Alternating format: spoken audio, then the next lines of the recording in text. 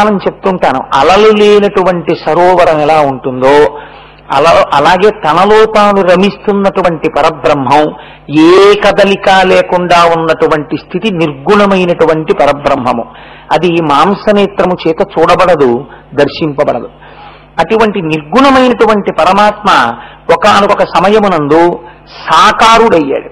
నిర్గుణము సాకారం అవడం అంటే ఏమిటి? ఇది మీరు కొంచెం జాగ్రత్తగా తెలుసుకుంటే తప్ప అసలు వారణాసి పట్టణం యొక్క గొప్పతనం మీకు అర్థం కాదు. ఏ సృష్టి లేకుండా, సృష్టి అనగా మనందరం సమస్త పిపీలికాది పర్యంతము ఉండడము అని అనుకోండి, పోని తేలికగా. ఈ సమస్త పిపీలికాది పర్యంతము ఉండకుండా అన్నీ ఆయనలోకే చేరిపోయి ఆయనొక్కడే తనలో తాను రమిస్తూ ఉండిపోయినటువంటి స్థితికి నిర్గుణ స్థితి అని పేరు.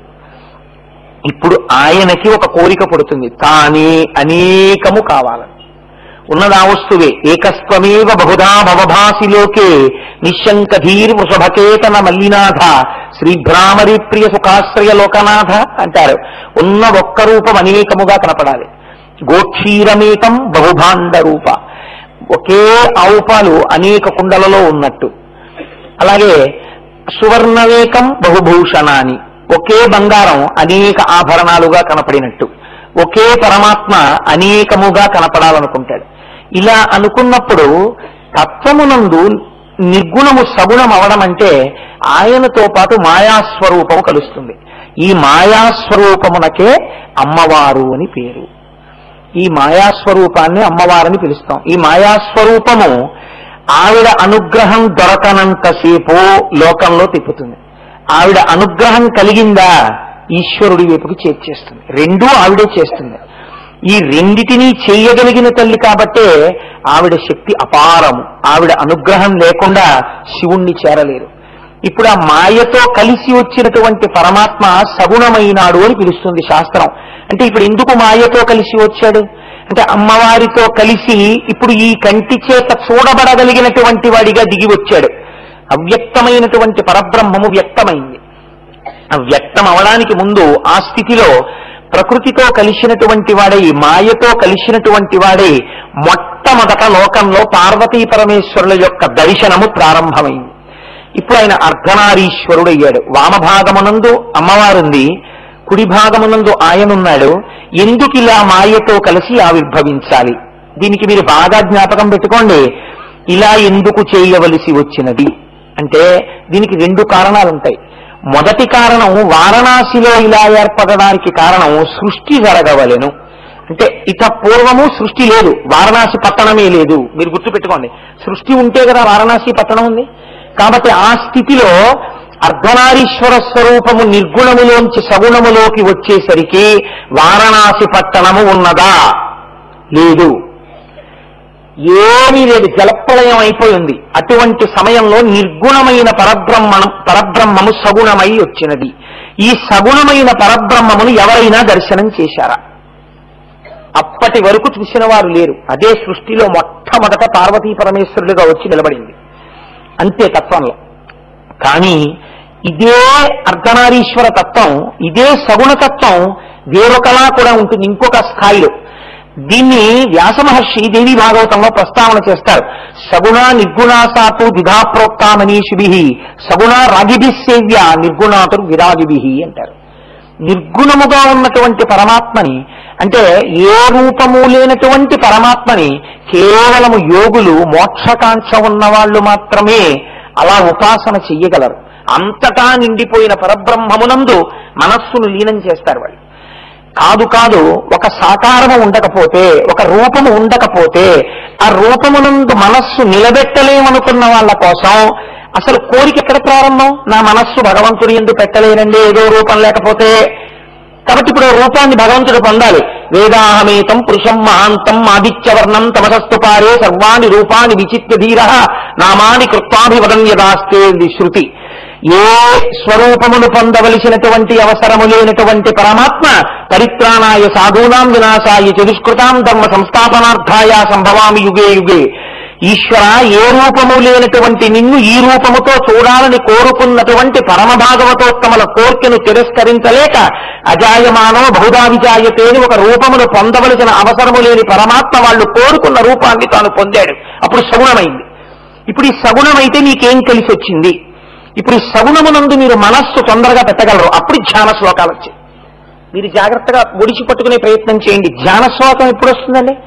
ఒక రూపం ఉంటే గాయత్రి చెయ్యాలనుకోండి, ముక్తా విద్రమహేమనీల ధవలఛాయై ముఖైస్త్రీక్షణై, అమ్మవారు 5 ముఖాలతో మీకు ప్రకాశించాలి. దీన్ని సగుణం అంటారు. అంత మాత్రం చేత గాయత్రి కేవలం 5 ముఖాలతో అలా సాకారంగా ఎక్కడో ఒక చోట ఉండిపోయిందని అర్థం కాదు. అంతటా ఉన్నటువంటి పరబ్రహ్మము నీ చేత అలా ధ్యానం చేయబడుతోంది సూర్యమండలాంతర్వర్తిగా. అదే అమ్మవారి స్వరూపం కాదు. అమ్మవారి స్వరూపము నీ చేత అతుల ధ్యానము చేయబడుతున్నది, అలా కనపడుతుంది. సుందరకాండలో హనుమ అమ్మవారిని ఎలా చూడాలనుకుంటున్నారో అలా కనపడింది ఆవిడికి. ఒకే సీతమ్మ శిశుపావృక్షం నుంచి చూస్తున్నటువంటి హనుమకి పూజనీయురాలిగా కనపడింది. అక్కడే నిలబడిన రావణాసురుడికి అనుభవైక వేద్యమైన స్త్రీగా కనపడింది. పాడు చెయ్యాలనుకున్నవాణ్ణి అలా పాడు చేసింది, ఉద్ధరించాలనుకున్నవాణ్ణి ఇలా ఉద్ధరించింది. ఏకకాలమనందు రెండూ చేస్తుంది. ఇది మాయా. కాబట్టి ఇప్పుడు ఒక స్వరూపం వచ్చిందనుకోండి, మీరు ధ్యానం చేస్తారు, ఏదో ఒక దాని యందు మనస్సు పెడతారు. మనస్సు పెట్టడం తప్పు కాదు. ఈ రూపమునందు నా మనస్సు బాగా మగ్నమవుతుంది అని ఒక రూపాన్ని పట్టుకోవడం ఎంత మాత్రమూ తప్పు కాదు. దానికోసమే ఈశ్వర స్వరూపాలు వచ్చాయి. కానీ ఒక రూపాన్ని పట్టుకుని ఈ రూపమే పరమాత్మ, ఈ రూపం కన్నా నేను ఇంకో రూపం భగవంతుడు కాదంటానండం పొరపాటు. అంతటా పరమాత్మే అనేక రూపాలు పొంది ఉన్నాడు ఆయన అవసరాన్ని బట్టి. ఈ రూపం మీకు ఎంతవరకు పనికొస్తుంది? మీ మనస్సు పెట్టడం వరకు పనికొస్తుంది.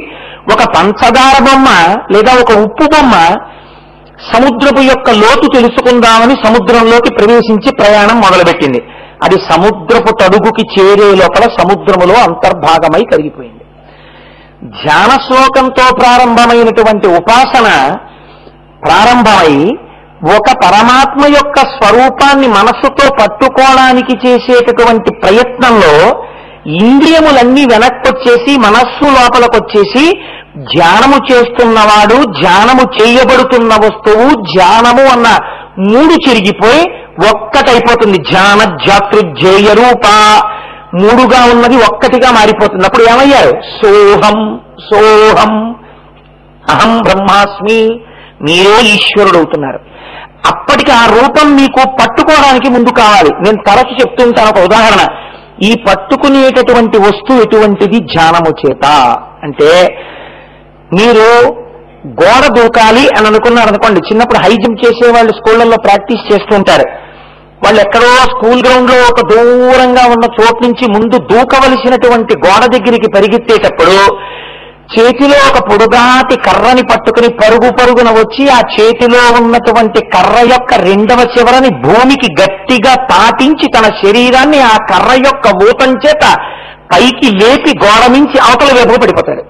పడిపోయేటప్పుడు ఈ పట్టుకెళ్లినటువంటి కర్ర తనని, ఏ కర్ర తనకి ఆధారంగా వచ్చి తన శరీరం పైకి లేవడానికి ఉపయోగపడిందో ఆ కర్రని తాను తీసుకుని వెళ్ళడు. కర్రని ఇటు పడేసి తానటు దూకేస్తాడు.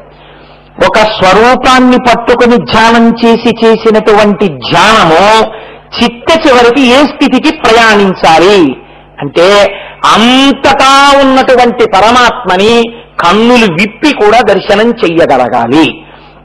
అప్పుడేమవుతుంది? నమచ్చోరాయిచ శిష్ప్యాయిచ ప్రేణ్యాయిచ శికప్యాయిచ విద్యుచ్చాయిచ ప్రవాహ్యాయిచ మేఘ్యాయిచ, ఎక్కడ చూసినా మీకు ఈశ్వరుడే కనపడుతుంటాడు. ఈ స్థితిని పొందడం కోసం, విశ్వమునందు విశ్వనాథుణ్ణి దర్శనం చెయ్యడం కోసం నీకు సాకారమైనటువంటి ఉపాసన ప్రారంభమైంది. కాబట్టి ఇప్పుడు విశ్వనాథుని యొక్క ఆవిర్భావము 2 కోణముల యందు ప్రారంభమైంది. అందుకే సదాశివ సమారంభాం శంకరాచార్య మధ్యమాం అస్మదాచార్య పర్యంతాం వందే గురు పరంపరాం. మొట్టమొదట లోకానికి ఈ ఉపాసన క్రమాన్ని నేర్పడానికి నిర్గుణము నుంచి సగుణమై వెలిసినటువంటి మొట్టమొదటి భూమి ఏది ఉన్నదో అది వారణాసి. అయితే అప్పటికున్నదా వారణాసి? లేదు. ఇప్పుడు మీరు నిర్గుణము సగుణం అవడం అంటే ఏమిటో తెలుసుకున్నారు. సృష్టి ప్రారంభమగుట, సృష్టి ప్రారంభమై విడిపోయినటువంటి వాడు మళ్ళీ ఆరోహణ చేసి ఈశ్వరుడిని కలియుట. నాదోపాసనం అంటే ఏమిటో తెలుసా అండి సంగీత విద్వాంసులది? రాగాల ఆరోహణ రాగాల అవరోహణ అంటారు. చంద్రశేఖర పరమాచార్య స్వామి వారు కొంతకాలం సంగీతం నేర్చుకున్నారు. ఆ మహానుభావుడు సంగీతం నేర్చుకుని సంగీతంలో నాదోపాసన ఈశ్వరుణ్ణి చేరడానికి ఎలా పనికొస్తుందో ప్రసంగాలు చేశారు. అది మహానుభావులు. ఆయన అన్నారు, అవరోహణ అంటే ఈశ్వరుడి నుంచి విడివడి సృష్టి క్రమమునందు జీవుడిగా నిలబడుట. నేనేముందండి కోటేశ్వరరావుని అందాం. ఆరోహణ సరిగమ పదనిస, మళ్ళీ ఆ సకారములకు చేరిపోవుట. మళ్ళీ ఉపాసన చేసి దేని నుంచి విడివడిపోయి నువ్వు ఈశ్వరుడి కన్నా భిన్నమన్నావో ఆ ఈశ్వరుని యందు చేరిపోవుట. సముద్రమునందు పుట్టినటువంటి కెరటము కొంతసేపు ప్రయాణించి అలవిరిగి